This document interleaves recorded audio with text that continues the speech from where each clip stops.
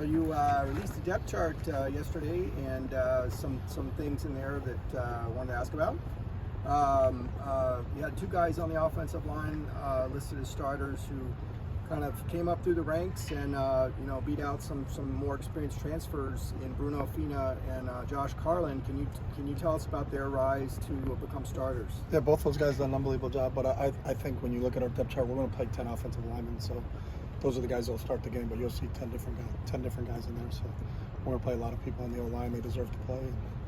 And, you got to say who's going to play the first snap. But over the course of the game, I think everybody will get snaps at that position.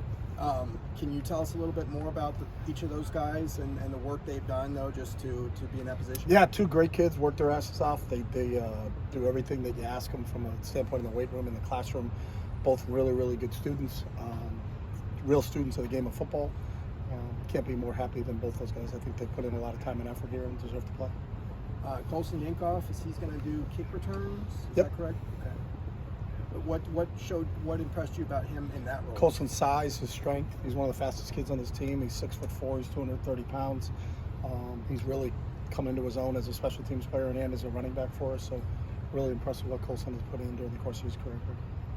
The tight end group, I think you had all of them kind of listed. Didn't really name a starter. We could have done that at every position. So correct. They're all going to play.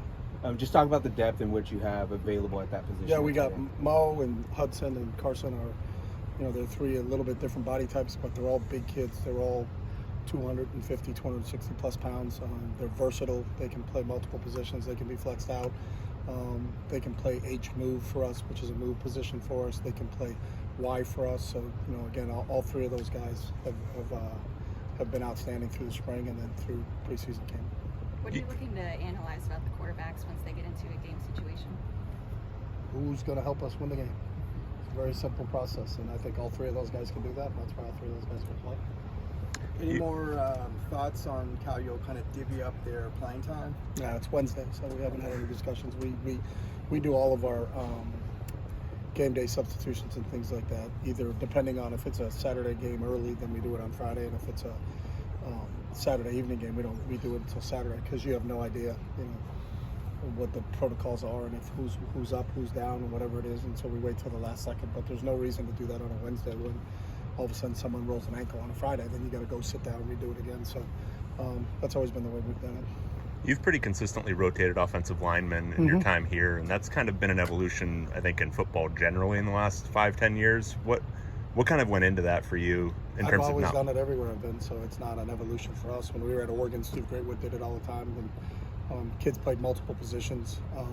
You did it right from the jump on the first game because in game 6, if you lost your center and no one's ever taken a snap at center, then you're going to be in a lot of different situations. So, going back to 05, 06, 07, wherever I've been, we've always played. And you're trying to develop that depth. Who's your backup center? Who's your backup guard? Who's your backup tackle? So at least you have 8 guys that can play. But I think sometimes you can get to 9 or 10. They deserve to play, but it's no different than defensive line rotates all the time, and no one ever talks about that. But for some reason, they talk about it when the offensive line rotates. Receivers rotate all the time. Running backs rotate all the time. So it's, I think, at every position, and it's probably the norm through college football and in the professional ranks that everybody that is up and is active and then can play, then should play. The days of 11 guys play and the rest of the team sits on the bench and watches them play, those days have been over for a while. So. I noticed Titus was listed outside. Does he have the flexibility to rotate in the slot? Everybody's an outside or an inside receiver, so you got to list them somewhere. So you'll see all of our guys play outside. Jake Bobo was an outside receiver for us. Jake Bobo was an inside receiver for us. Kyle played inside. Kyle played outside. So there's a bunch of versatility in all those spots. Coach, this being your first year without DTR, can you just talk about the leadership Ethan has had kind of in stabilizing your quarterback room? Yeah, but I don't think it's just Ethan. I think it's the whole group. So that it's not, that doesn't fall on one guy. When you lose someone as talented as Dorian, who's played so many snaps of us, I think that's the reason we're going to play 3, is all 3 of those guys have handled it really, really well. They get along great. It's a great room to watch them, how they train on the field together and what they're like in the classroom. So all those guys have done a really good job of leading in their own way. They don't have to do it the way Dorian did it, because obviously they're different, and that's nothing that we ask our guys to do. We want them to be authentic and to be themselves, and both Ethan, Colin, and Dante have done that. Do you think that the talent pool for quarterbacks in general in college football has kind of expanded? Like, are there more talented guys who can come in, do the job? Well, asked him that question. Okay, so just no.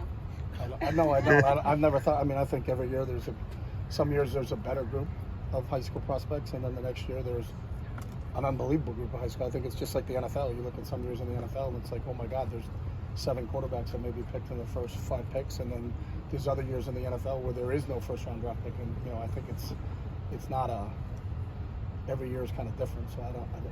Sometimes the class of 27 is loaded, but the class of 28 isn't loaded. You know what I mean? I think I don't know what the answer is, but you just kind of evaluate the talent of it. Did you have any conversations with Kevin Heddig or Dan O'Shea in bringing Ethan to UCLA? Yeah, Down in Corona Del Mar? Yeah, we talk to every high school coach of every kid we recruit, so we know Coach O'Shea really well, and we got Bradley Shalom here, we've got Ethan here, so we're big fans of the Sea Kings.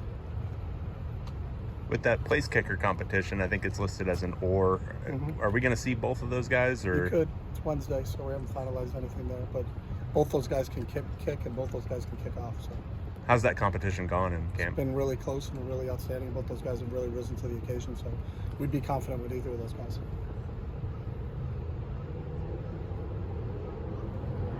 Thank you. All right, guys. Thank you.